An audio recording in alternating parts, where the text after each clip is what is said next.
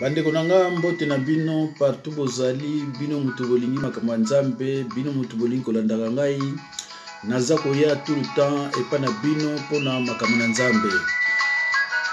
Thème na ngai ya lelo bande konanga eza nini?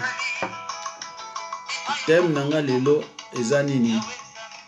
Ezali pourquoi bazo balanga te. Naza kosala nyonso beauté pezali, rouge à lèvres pezali, fond de teint pe ezanga te. Talon d'âme pe na makolo ezali. Mais on dirait bazo monanga te. Soki nazwi mobali tokoboya na ye likambo eza te akei. Soki nazwi mobali tokosala ntango mosusu 5 ans ensemble, après esuki na oka ndenge wana nakozwa mobali ya libela te ekoma interdit. Nasala nini? Nabondeli ndenge ekoki naipa Nzambe tie miso te. Nakozwa mobali tokoboya na sans raison valable. Mais pona nini boye? Mobali akozwa mwasi likambo eza te omona bakabwani. Banda divorça soki akepa ya mwasi oyo omona esimbi te. Ndeko asali ki fiançailles même 3-4 fois, mais ki fiançailles wana nyonso ezo simba te. Mususu alobi menga naza na jeune, naza na 35 ans, naza na 40 ans, naza pe na poto musala pe ezali. Mais neti bazo monanga te. Pona nini boye? Pona nini boye? Bandeko nani koloba liboso pona basi o bazana Kinshasa. Pona bana basi o bazana Kinshasa bazo bala te. Bakanisa makambo ebele te. Baza ko sambela, bazo sala ba jeune, bazo sala oyo nyonso ekoki, mais bazo bala bango te. Eza nango peut-être bato misala mabete. Eza nango peut-être baloka yo te. Tango biso zokola baser na biso moins de 22 ans bazo kozwa bango déjà bazo wela bango parce que misala ezalaki batu bazana misala ebele basi bazaki ya kowela parce que mibali nyonso basi travaillaka. Okoya na quartier nga na koleli na mona camarade asala na Air Zaïre bango 4 biso bamusu tosalaka na OTCC, bamusu basalaka na Onatra, bamusu basalaka na la police, bamusu ebele bango nyonso basalaka. Donc ezalaki difficile moi si azwa mobali basalaka te. Ezalaki difficile bango na basi bafai na ndako bazobala bango te. Mais lelo ndeko mibali bakobala bino basalaka na bango te. Mais mobali asalaka te akokoluka engagement kobala ndenge nini. Ce qui fait que yo mwana mwasi ozo fanda na ndako moyeba bala yozate, mais eza kotula te wana mabenga ngo kotula te. Ezali ke mibali basalaka te. C'est-à-dire bakabila na ba muzitu na ba mususu na bino boyebi ba bloka ba misala moyeba to basala ezate. Ce qui fait que yo za jeune fille na Kinshasa koza na souci pena makasi te pozo balate parce que okoyi kolinga te muto akoya ko bala yo azana rien, mais wana ba souffrance est comme se multiplier. Mais Nzambe ko pambola po akotika biso ndenge wana te. Mibali ope bazana kini c'est pareil. Yo kutu poso mabilamba na yo ozala tala souci ezaka moi problème. Mais sikoyo okonduka moi so bala mais ça pratiquement impossible. Parce que moi si on a yo ozwa même si on tient na ndako ba parents et aux anayo difficile au lesaye ba para ba lesaye on le kutale musu papa kufa maman mutatikala et comme sous problème. Donc bino mibala kisasa na bana basi obozala ba jeune ya kisasa bozwa kango na sens moko mabete so bozo balate to basi bazo balate bozwa ngo pe na sens mabete parce que mibali ba osala mopete na obala yo yo pe mobali osala te okunuka engagement mwana batu ndenge ni. Mais par contre pour na ba mama o bazana ba mboka ya poto o penza bazo multiplier ba beauté na ndenge osakana te ba faux de teint eza ya marque na marque ba biloko ba tshaka miso pe eza ya marque na marque talon dame pe eza wana miso pe ya bien mais mobali azaka te.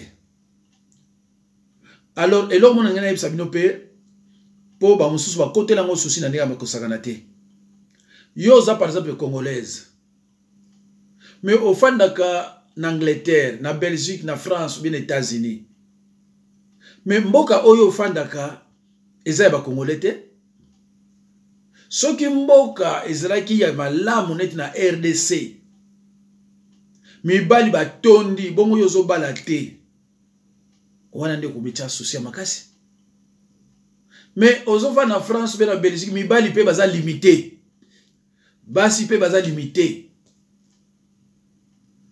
Tant musozo balate ozo chango kake eza bato misala mabe pardon bato basalo ndenge wana longola nano ide wana ya bato misala mabe nazala ser moko abenga ngabi ah papa menga soko tali kitoko nanga otali ba mususu bazozo baona mibali mais papa nga zomo na nga ezakali ka mususu na tali bato yo bazozwa mibali na mitali mais papa yangeza lika mususu nazoka mibali mais omona papa to okabwana likambo ezate omona mbala kei nazo mbali omona mbala kumikanda kanda omona mbala kei na ozane sengo to vana mbali mais rien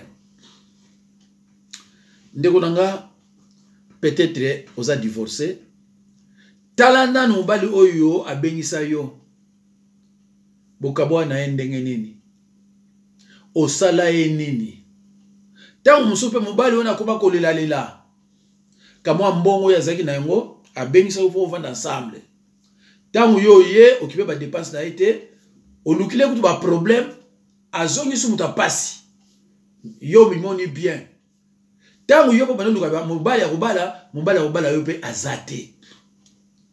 Parce que masumu wana ezolandaka yo soki yo yebite mabe oyo sala ki mobali wana soki peut-être osala mobali wana mabe te ndeko nanga na kosenga na yo olata kitambala ofanda otala vina yo bando botamati lelo est-ce que okenda na ndako nganga te na ndako nganga eza Bible eza ko interdire yango otikaki nini kuna pe obimaki na nini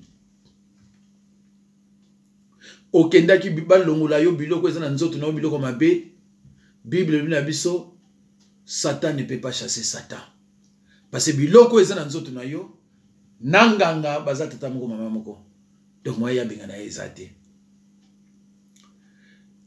ndeko na ngai fanda tala penza vina yo ta muso sala ba relation sexuelle na ba sataniste na ba sorcier na ba to marque na marque or que oyebite que za combat ko sala déjà sexualité na sataniste obina mutu abili mbindo wana atiki penza biloko ko sakana te e banda ko créer problème mais obimaka ka famille na yo ko sakana kana vie na yo te ko sakana kana vie na yo te ndeko na ngai soki ozomona ke beauté zali mais ozolala ozomona ti présence ya mutu na kati ya ndako ozosala beauté ba faute de te biloko tout mais ndeko na ngai mwasi tant muso elongi bazomona wana ya yo yozomona kana miroir eza yango te o bango bazomona tant muso ko mapembe na mbali azomona yo neti basolo moko ya bien te oyo bacha yo nango tantôt ba déclarer yo pe na kati ya consécration na niveau pe ya famille.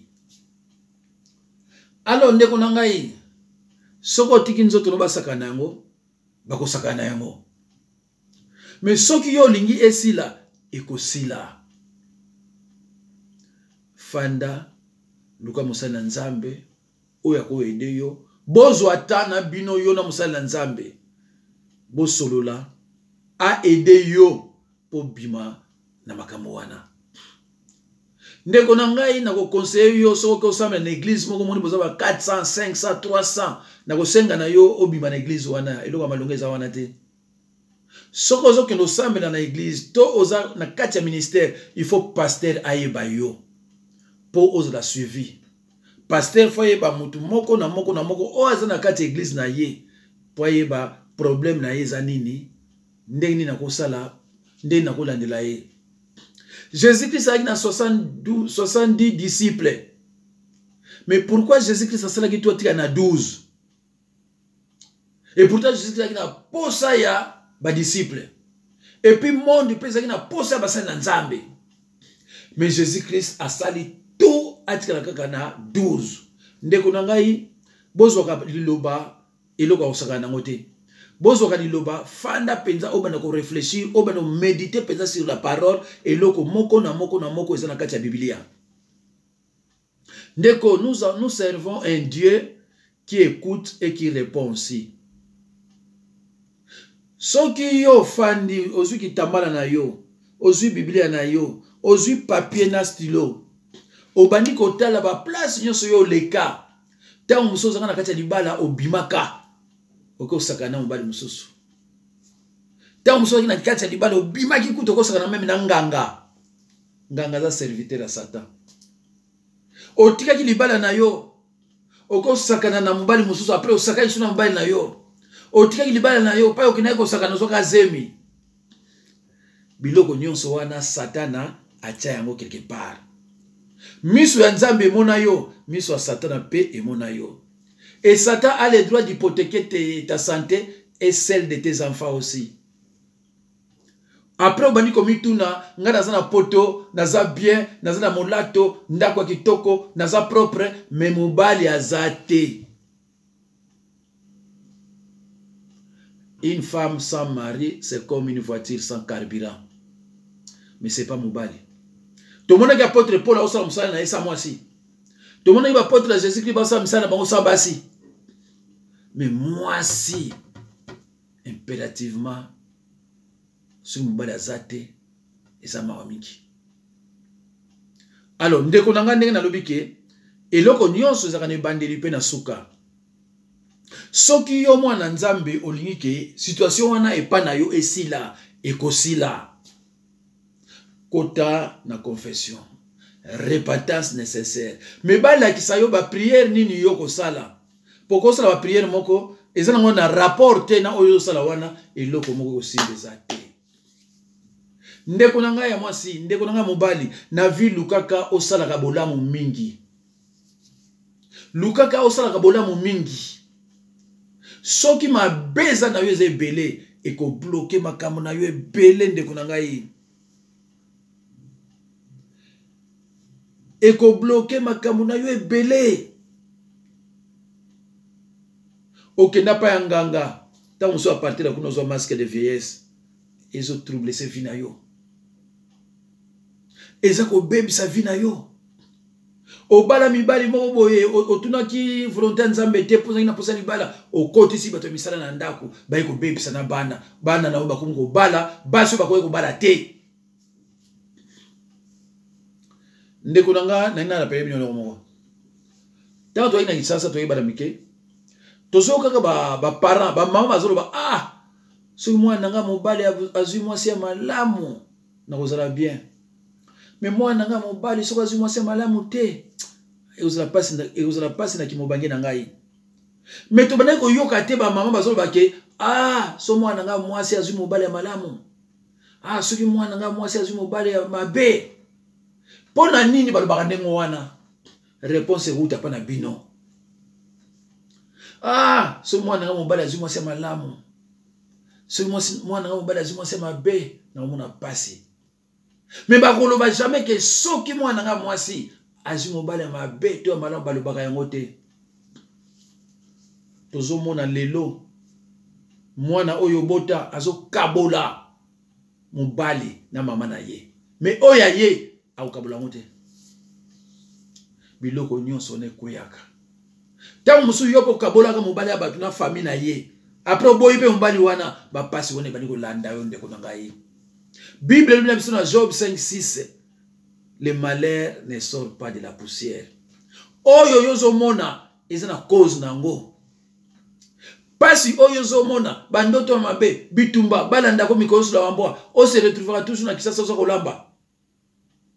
Omona toujours ba bête na banzoto na yo. Omona toujours le msolo boko yo. Pasi o sala boye moyete na ba genou ça ne va pas. Ndeko nanga Job dans Job 5:6 Bible nous a biso les malheurs ne sortent pas de la poussière. Luka mosala nzambe oyo yebi ya malamu.